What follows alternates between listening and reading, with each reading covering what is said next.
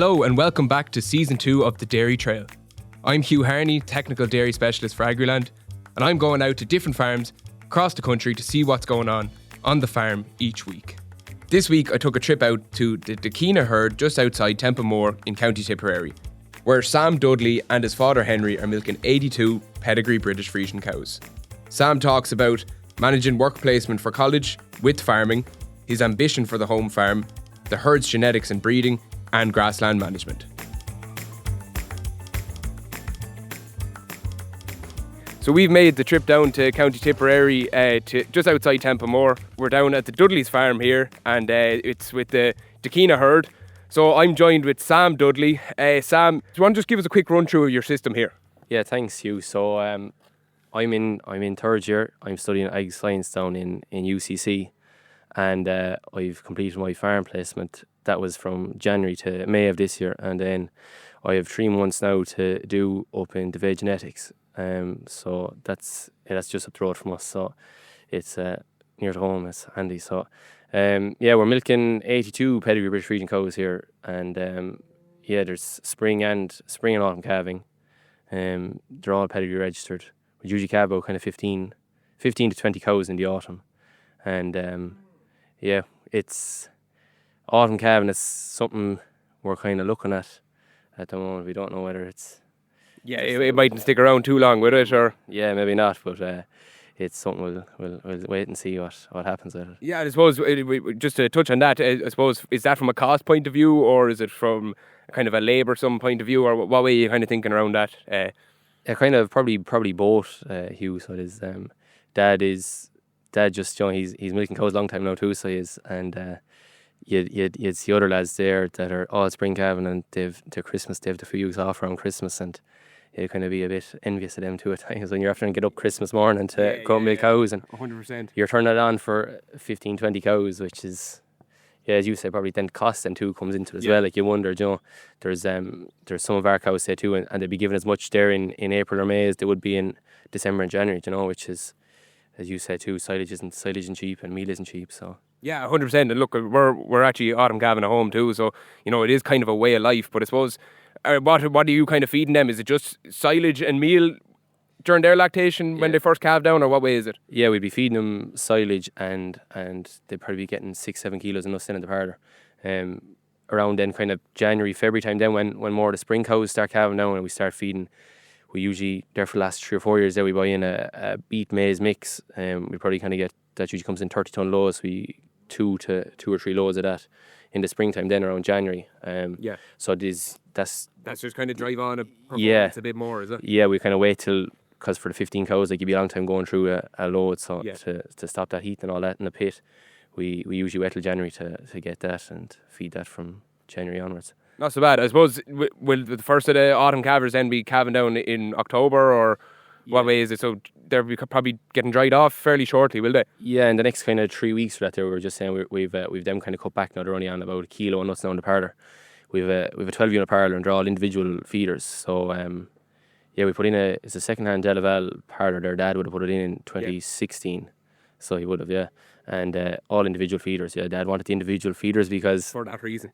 For that reason, that you're able to feed your cow to the milk records. We'd milk record 6 times a year here, so we would, and we like to be able to feed a cow if she's performing. We like to feed a cow. We don't like to.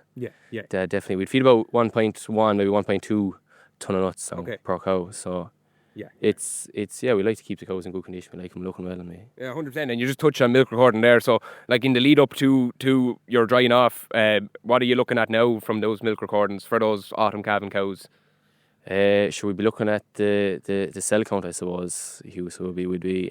Would you be selective dry cow therapy, kind of the ones that have kind of a low SEC then? Yeah. I say near the end now. That say we milk recorded there in June last, so we'll try to get another recording the first week of August, and we'll go off that then. Joanne, kind of around less than 120. Yeah, we'll just get the sealers. Right, and I suppose any cow that's maybe probably a bit under condition, or maybe a first time calver, would you try and get them dried off a bit earlier, or what's the kind of protocol there? Sam? Which with the autumn calvers there, we don't usually find it. They're always usually in fairly good order. Yes, yeah. And we nearly find them actually harder to get dry than to worry about condition of that. Yeah, But yeah. in the autumn or in the back end of the year, then when we're drying off the spring calvers, yes, you'd like to. We do always like to try and we calve in January. We start calving around the 15th of January. So usually from the 15th of November is when we kind of start making out our list of cows and try start. Like we have our shed space wouldn't be ideal. We've 60 cubas in one shed and we've another 20 cubas in another shed, another 10 cubas in another shed. So we usually try and divide them up that way and try cut cows back. Say then that are calving in January, we try cut them back. Yeah. As I say, the condition wise, we don't usually find much problems with condition because we do feed the cows, we do look after them. We wouldn't. It's nearly, as I said now too, it's the same nearly problem with the autumn calves as well. It's nearly trying to get them dry. Usually we'd have them on 2 weeks maybe on once a day before you'd nearly kind of. Okay. So yeah, that's and it's the same thing. Same too with the spring calves. Any kind of cell counts of nearly in the winter time, then it's anything over 100. Yeah. Would get antibiotics, whereas the autumn calves, they'll go off out now to an out farm, and they're outside. Like so, the spring calves are when they're inside on cubicles. Cubicles are always done twice a day, but just to be sure. Yeah, 100%. And I suppose, look, you kind of briefly mentioned it there about kind of facilities and cow sheds and cubicles. I suppose if you are thinking of kind of maybe going full time spring calving, like it's often thing that's not been talked about is when you are converting, is the facilities right? Can you, because like when you're kind of split, you can have that group there and that group in that shed, but is that something that maybe you'd look at as well if you were to go that direction? Yeah, no, it to be definitely kind of one of the things top of the list now, right? If I do come home straight away, or if I come home in 5 or 6 years time, it would definitely be one of the things top of the list now. It's probably something that I want to be done sooner rather than later, because with rules and regulations now with slurry storage, that's another thing that we'd be short on as well, is slurry storage. And so slurry storage and housing facilities. The plan would be to try and do the two birds with one stone. Of course. And so whether or not you'd put up a slurry tower or something as well as beside your new shed, and that you'd be able to.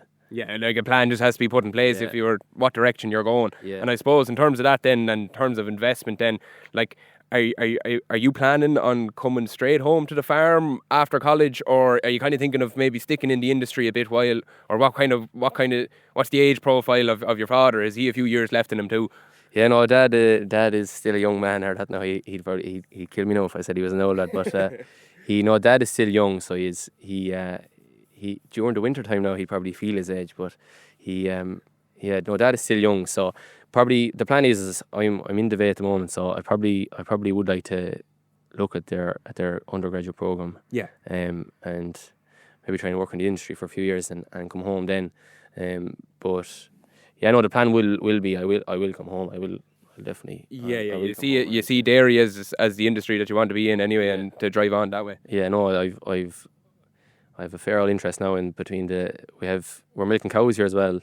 So we've the pedigree British Friesian cows, and then we've pedigree beef Shorthorns and pedigree Aberdeen Angus too. So I'd have a fair old interest in the breeding, and I like driving things on. I like seeing things being done, and you like to see things develop. And I suppose we'll go on to that, because we're just kind of at the latter end of the breeding season for obviously your spring calvers. So do you want to just kind of touch on maybe what you were looking for in bulls now? Just do you want to maybe talk what kind of bulls you use and what you were kind of looking for in that kind of criteria, cow selection, and then your bull selection to match those cows? Yeah. So last year there, Hugh, we would have separated the cows. We kind of, the way we done it was the top 24 cows last year, they all got a sex draws. Yeah. So they did, and then anything after that then was run with a beef and Angus stock bull. So that was what happened this year. And then actually this year we made a decision to go for the boluses. Okay. So we have the moon cyst heat detection bolus, heat and health detection bolus. So we have that in there since March or April of this year. March, or was it April? April, I think, this year. And a month or two anyway before breeding. Yeah. So we actually even had it then in a few of the cows, the later calving cows too, and it sends you the alert about 12 hours before the cow is going to calve. Okay. So it would. So we went with the bolus because just kind of from a health point of view too, Dad kind of thought, that the bolus would give you more information on that sits in the reticulum and kind of like once it's inside the cow, like, like sure can't lie. yeah, 100%, So we have them then this year. So we actually ran no stock bull with them this year. Everything was AI'd, and sex. We got 40 sex draws this year. There was 30 sex British Friesian straws got. Right. There were Bradash Patriot Red and Bradash Trailblazer. Right. Were the two bulls, because with the British Friesians, the gene pool wouldn't be that big. Yes, yeah, of course. So it's kind of trying to look for that outcross bull with good fat and proteins. Yeah. Because that is something that I also then got 10 straws of high BI kind of bulls. Yeah. So I did from Dovea, and Lahar Bruno was one of those bulls. He's 31% Friesian, so that was kind of why it was. Okay. And he's over fairly good cows. So, so when I be picking bulls, like we're pedigree registered, like, so you're always looking for, I want a good cow, good solids. Yeah. The cow line is the most important. Like, if you don't have a good cow line behind a bull, like, and the way too I look at it is, if you're milking these cows every day, you're seeing them twice a day, every day, and if you don't like what you're looking at, you're kind of It's hard to get you into the parlour. You so have to love it. Like, so I suppose so like in terms of that British Friesian cow, like he has that been how long have you kind of been producing that type of cow, and why is it that it's that cow? Is it just the functionality? Is it the cow type? Is it kind of that they're like, we know the British Friesian is kind of being kind of a hardy kind of a cow, but is she doing it in terms of production and fertility then, Sam? Yeah, no, well we find the British Friesian cow has worked here for my grandfather, and she's worked here for my father too, so I don't see why there's any reason it won't work for me. But the like, we have no problem with fertility. I think our calving interval there at the moment is, I think it was 355 was it there last year, I think. So like there's no, and like, that's with the autumn calving herd as well, like too. Yeah. So you could I like would hit you and say, oh, it's your autumn calving, you're going to have a bigger calving interval, but we don't, like, so. You generally don't tend to like roll over a late spring or into the. No, if she's kind of if she was in a spring calving herd, she'd be gone. So we wouldn't kind of make many, except there might be maybe the odd exception, but there wouldn't be. That'll happen, exactly. And I suppose just in terms of cows that are not getting those sex straws or those British Friesian straws, what are you kind of the cows that you don't want to breed of, let's say, what kind of straws are you using for them then? Yeah, so the kind of the selection in for any cows, like a beef bulls, they're cows maybe that are poor on the feet, and it's not always the old cows that are poor on the feet. We've a handful of cows that are doing 10 to 11 lactations that have, and sometimes it's actually the younger cows that are kind of giving bother on the feet. So high cell count, bad feet. If they're kind of a cow that they don't like the look of, she's going to get a. Yeah, so you're kind of basing it off that kind of milk recording data, and then your kind of visual aspect as well then, are you? Yeah. So last year then as well too, we done 28 kilos milk solids. So it's a kind of trying to breed from the cows that are doing above that as well was taken into consideration. So any cows doing less than that, she's going to get a beef bull, and then bad legs and feet, bad bag, high cell count. We have one treated cow at the moment. Don't like treated cow. Yeah, she'll be gone. she has a beef bull, but she probably will go on next year. But so the beef bulls then we were using there was Negrita Delac and whitehead bull, Guling Paul Nijinsky. Okay. So he was, the whitehead was being used. He's Paul Whitehead. He was being used on kind of the second calvers and the third calvers. So he was, and then the older cows then were getting the Belgian Blue. So kind of that's the plan for them. Right. And I suppose just you touched on it there about the pedigree Angus and the Shorthorn. Do you want to maybe just touch on that as well, Sam? We have the farm is in 6 different blocks. We have there's only 20 hectares here at home. Yeah. So we're stocked to about 4 cows at a hectare. Right. Okay.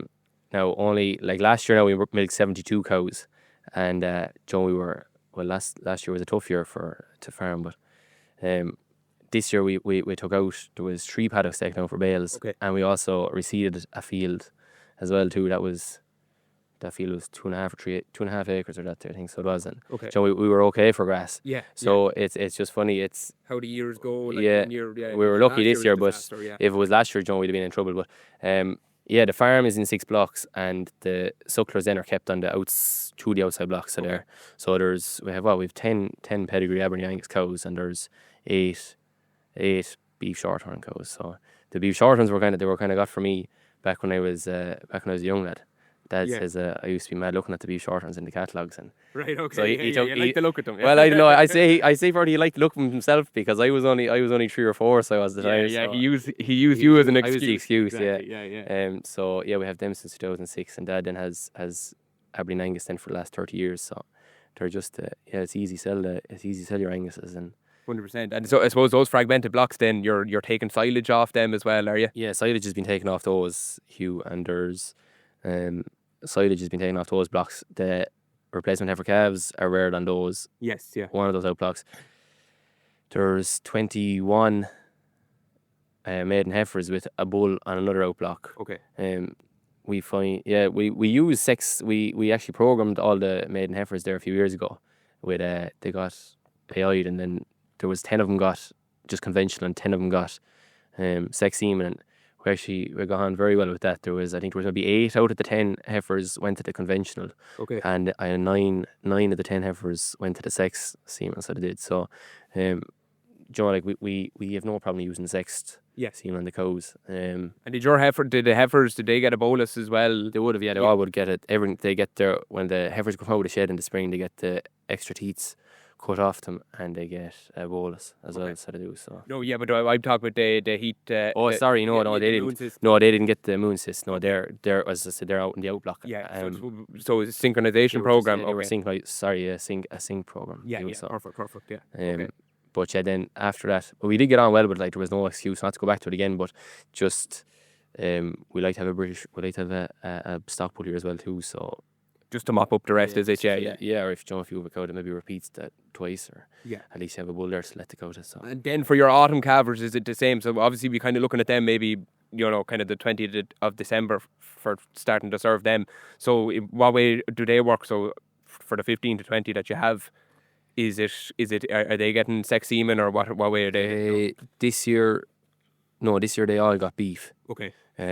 There's two maiden heifers coming into it now this year, and they both got sex straws.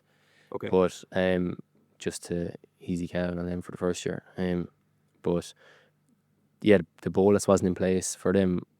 We didn't have those heat detection boluses, so most of those cows actually got estromate. Yeah. So it was kind of just to try and keep them close there, and yeah. So. And I suppose the bolus then for this year, did you find just pinpointing those serves a lot easier? And like obviously submission rates would have been up. Yeah. And like hopefully time will tell, maybe when you're scanning in September or October, that it really worked well. But time will tell about it, I suppose. Yeah, time will tell. But no, it really takes the work out of the breeding. Like, so it's like other years there too, like last year even when we used those 24 cows with sex semen, Dad come out in the morning and he might miss a cow, or sure, anyone could miss a cow when she's bulling, but it just takes the work out of it. Like Dad had no problem. I've the AI course done. I done it 6 years ago. So I'm AI now for the last 6 years, and then there's a local man up the road as well, and he'll come down then too when I'm gone, when I'm in college or another job or something. Yeah. But so he'll come down the AI, and yes, we go on. That's the way. Yeah, 100%. That works. Yeah. And look, Sam, you're obviously doing something right when you're producing about 530 kilos of milk solids off about 1.1 ton of meal. So like, grass is probably obviously playing a huge part of that as well. So do you want to kind of talk us through, like, is it about on this place getting cows out to grass early, and then I suppose kind of going into the mid-season, what way were we kind of looking? Yeah, well, sure. We wouldn't usually. No, usually. There's a cousin of my father's down the road, and he always goes, "Oh, the Dudleys always have the cows out by Patrick's Day." But so no, I wouldn't. That's something that I definitely want to work on too. Is the grass and management. The get the pH right, and that's a big push in colleges, having your soil fertility right. Like if you don't have that right, you can spread as much fertilizer as you want, and you're just not going to get your maximum return out. You don't know what you're spreading or what you're using it for exactly. Yeah, so, it has to be there in the ground first, or the ground. Yeah, like the fertility of the ground, the grass and the soil has to be right first before you can add in all these things. But Yeah, so we this year then with me part of my college placement, I was down the Greenfield Farm in Kilkenny. Yeah. And or sorry, what was the Greenfield? It's Beach Grove Farm now. But yeah, and I learned a lot down there. Now, in fairness, they were milking 330 cows down there, and farm manager down there, David Melody, he's really on his game. In fairness, in terms of that grass and management. So I learned a lot down there in the spring. So this is the first year of us measuring grass here. Right. I don't know, grass walked there yesterday. I think maybe the farm cover is about 650. Yeah. The growth now there, the last week there, sure, with that drier weather. Yeah. You'd even see out there in that field like there, sure, it's kind of starting to go a bit stemmy, Joe. It's 100%, yeah. But I suppose this kind of, you're kind of southeast of the country nearly here, I suppose, like in terms of, it's kind of, we've seen from Pasture Base anyway, that was saying like soil moisture deficits. Where I'm from, Kildare, we haven't been hit as bad, but around this side of the country, you've kind of been struggling for a bit of rainfall or looking for that bit of rainfall, but hopefully it'll kind of kick on now with that bit of rain. So how have you been kind of managing? Have you had to supplement with a bit extra meal, or what way have you worked it? Well, we're feeding.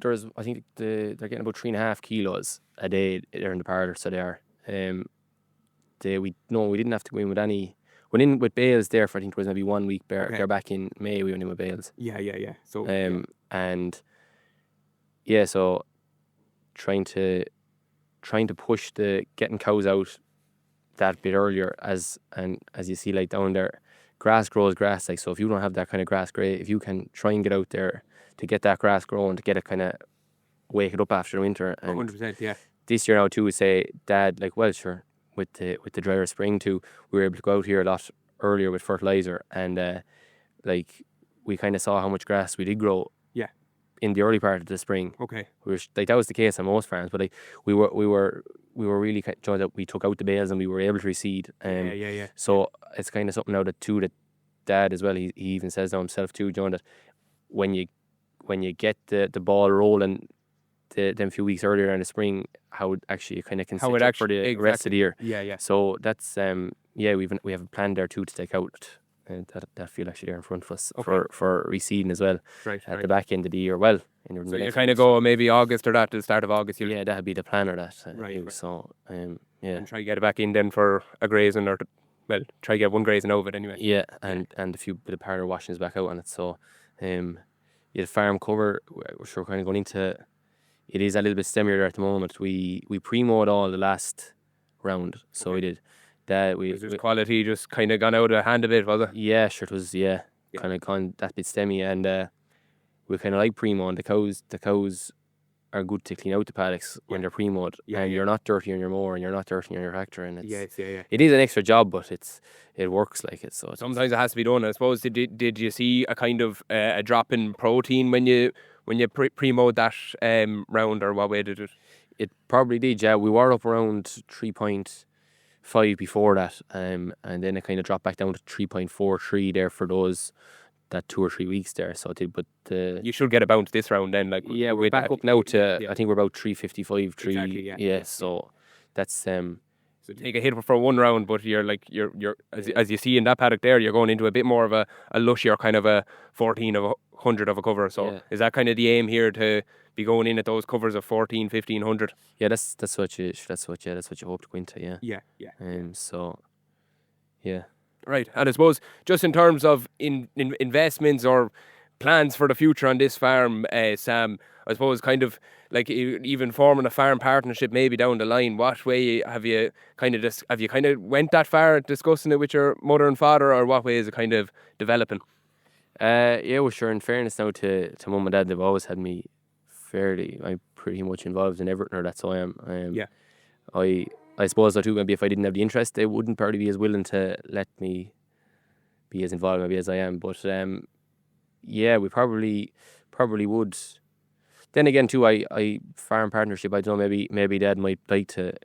He's milking cows since he was 16. Yeah. He lost all the cows to TB twice as well in that space of time too. Really? Like, so, like, Dad, maybe he might prefer to retire and maybe let me you take the hits, take the reins, and but no, it's not something we've really talked about. But I suppose it is an important thing to talk about too, though, to have a plan in place. I suppose the plan is in place without saying it, but well, I suppose I'm still in college then too, and they wouldn't be putting any pressure on me not to come home straight away either. So Yeah, exactly. See what you can do in the industry for yourself and get a bit of a career going, and then see where your parents are at then, and you can make a decision then. Yeah, well, sure, that's it too. Like, as there's no help. Like, we'd have no help here now during the spring. So, my sister's in boarding school, so it's myself and my sister at the weekends, and then during the week it's pretty much mum and dad here. Right. And you know, like,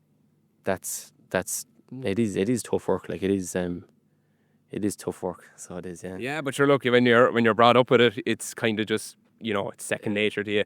So I suppose, look, Sam, I suppose just one final thing. We've talked about investments and stuff, but maybe if you were to come home and kind of operate this farm with your father, what would you be kind of looking at? Would you try and drive on a few more cows? I know you're kind of saying about a fragmented block. Would it be something like zero grazing to have more cows on the on this milking platform? Or what way are you kind of thinking in that regard? Yeah, sure. That's a good question, Hugh. So it is probably not. I probably prefer to stay at the 80 cows. Yeah. Going up cows then is zero grazing, and I know there's a you get great satisfaction out of letting cows out to grass, to field of grass, rather than this kind of holding them in. And I suppose you're zero grazing and all that crack, and you'll probably be more feeding involved, more cost involved. So that's something to be looking at as well. Yeah. So I'd say trying just to keep it simplify the thing a bit. So kind of like what you're kind of looking at in this system is drive on genetics, drive on cow performance in the land base that you have, and then those fragmented blocks made up with heifers and obviously the Anguses and the Shorthorns. That's working well for you, and then the silage ground as well. It's all kind of, and if you can drive on performance that way, is that the way you're looking for yourself? Yeah, pretty much. Simplify the thing and just keep the number of cows. I think that we're at, and genetics.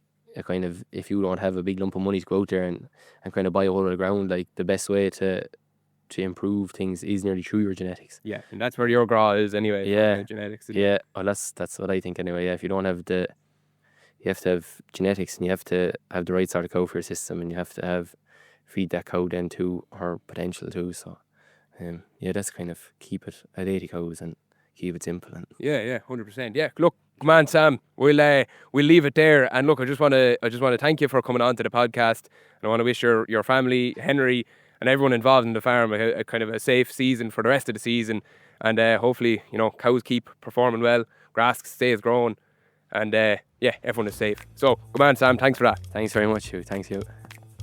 So that's all for this week's episode of The Dairy Trail. I'd like to thank our guest Sam Dudley for coming on to the podcast. I'd like to wish Sam, Henry and the Dudley family the best of luck for the rest of the year, and hopefully scanning results prove that it was a successful breeding season, and hopefully we get a good back end to the year. So if you enjoyed this podcast, don't forget to rate and review or share the podcast with a friend or a fellow farmer. Thank you very much for listening.